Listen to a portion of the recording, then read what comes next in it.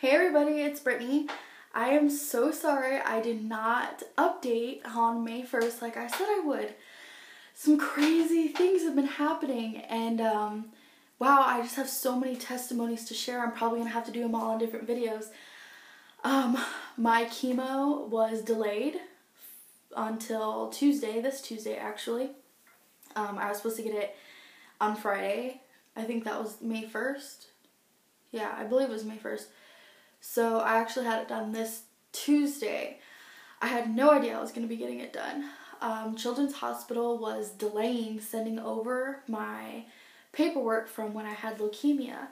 And my doctor now cannot start my chemo until he had my chemo records from when I had leukemia when I was 9. You can only have so much of certain chemos before it just starts deteriorating your body. So it was really important that he waited to get those papers. So some crazy things have been happening. I went to a healing room with my mom, and I had been there before, but this time was way different. God really spoke to me, and he told me that things are going to get hard. And I mean, he really did. I heard it so perfectly. Things are about to get really hard, Brittany, but everything's going to be okay, and you're going to be okay, and your family's going to be okay. And so when I heard those words, I wasn't sad or anything. I kind of debated whether or not I was going to tell my mom, you know, what I heard God say to me. But I did. I told her, and I'm really glad that I did. That way, whenever this does happen, she can know that God has already said that everything was going to be okay. The healing room was amazing. It's just so much reassurance that, you know, I'm already healed and I receive it, and God is just blessing me all through my you know, little temporary suffering that I'm going through. He's just blessed me tremendously. Today I feel great. I woke up with just light inside me. I felt so good. I'm just feeling all the prayers. He just woke me up with a smile on my face. I did not have to take any of my painkillers today. I'm not in pain right now. Oh, I could just cry right now. It feels so good not to be in pain. Just not to be in pain. Oh, it just feels so good. I mean, I am just in such a good mood. Those painkillers, I mean, yes, they do help me, but, you know, they kind of make me like a zombie, you know, like, whoa. Can't really function too good. I wasn't able to drive myself around today. I didn't take any meds, and I was driving myself around, and I went and saw my friends at work, and I just had such a great day today, and I just feel so good, and I thank God for just lighting my soul up with light today. It feels so good to just feel so good and not have to feel pain. So anyway, so many things have happened, I don't even know where to start. I got chemo on Tuesday. The day before that, Monday, I had to go to the emergency room. I was in so much pain that I was doing all I could not to scream. Literally pain. It was something I could never describe. It was just an attack from the devil. I mean, it was full blown. I was grinding my teeth. I was doing literally all I could not to scream bloody murder. I couldn't sit still. It was horrible. I was crying. My brother was going 90 miles an hour, swerving in and out of traffic to get me to the emergency room. It was a lot. I got to the emergency room, and I don't even know how long I had to wait. I mean, I can't really remember anything. It's just such a blur other than how much pain I was in. When I finally got back there, the doctors were fascinated with me. They were just like, you have breast cancer? You're 21? What?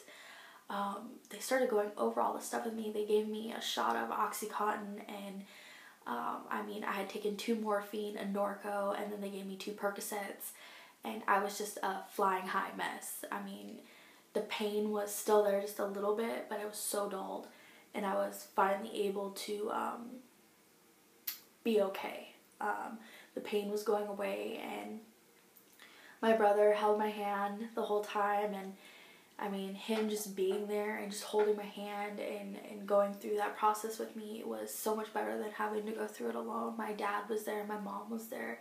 It was just, you know, an amazing family moment. So, my brother actually snapped a picture of us holding hands, and this picture is so powerful, it's so beautiful. It is a one-of-a-kind picture. You can see my emergency room bracelet with my name on it, my birthday and all that, and it's his hand holding my hand. And it is such a powerful, powerful picture. It spoke to my heart. It's beautiful. It symbolizes family, love, tragedy, just everything in that picture. It's just a beautiful picture. In my next video, hopefully I'll be able to show that all to you. So anyway, that all happened, and the next morning, Tuesday, I had a doctor's appointment, and I thought it was just a doctor's appointment. I had no idea I was going in for chemotherapy, and I woke up, and I was a mess. I was throwing up. I had a migraine. I couldn't even function. And I told my mom, could you please call my nurse and ask them if we could come in later? And they said, no, I needed to get in now. And I was just so mad. I was like, are you kidding me? Like, I don't feel good. I feel like I got hit by a train. I'm throwing up the whole time. So we finally get there, and I'm just miserable. Like, I don't even really remember saying too much to anybody. Everyone knew that I didn't feel good. The doctor came in, and I mean, I don't remember this, but my mom told me that he was very upset that the emergency room had pumped me full of all those painkillers, because that's the reason I was so sick. And I do remember him telling me, do you want to go to the hospital, or do you want to tough it out and go through chemo? And as much as I wanted to say, send me to the hospital, I can't do chemo today, I knew that I needed to do chemo, and I knew that I needed to tough it out, and it was just temporary suffering, and I could do it. And I just told God, please just, I need you now more than ever. Just be with me while I'm going through this. So I went back there, and I was embarrassed. You're in a room full of other people going through chemo, but I was sick, and I didn't want to throw up in front of everyone. All these things were running through my head, like I'm going to be known as that girl that threw up, and just all that stuff, the devil likes to whisper in your ear. And they gave me some medicine, and I was just on one. I was just like, oh my gosh, God, I don't like feeling like this. And I passed out. I woke up a few times. I kind of don't remember what I was doing. It's kind of like talking to my mom, I think, and talking to other people. And then finally I woke up the last time, and my mom's like, you have 5 more minutes left and we can go home. And I felt so good. I was feeling so much better, and just the complete opposite of what people usually feel when they're done with chemo, right? I mean, you really don't feel good. You're nauseous and all that. Well, I was just like on cloud 9, basically. I'm like, I feel good, yeah. And I just felt so good. Like, and my mom laughed, and she's like, chemo does you wonders. And so, yeah, I did that, and I had my first round of chemo on Tuesday, and today is Thursday. I feel amazing. Last night, I kind of didn't feel too good. I was having nightmares, and I didn't get like a good night's sleep or anything, but man, I tell you, I woke up this morning, and there was a text message from my daughter's dad.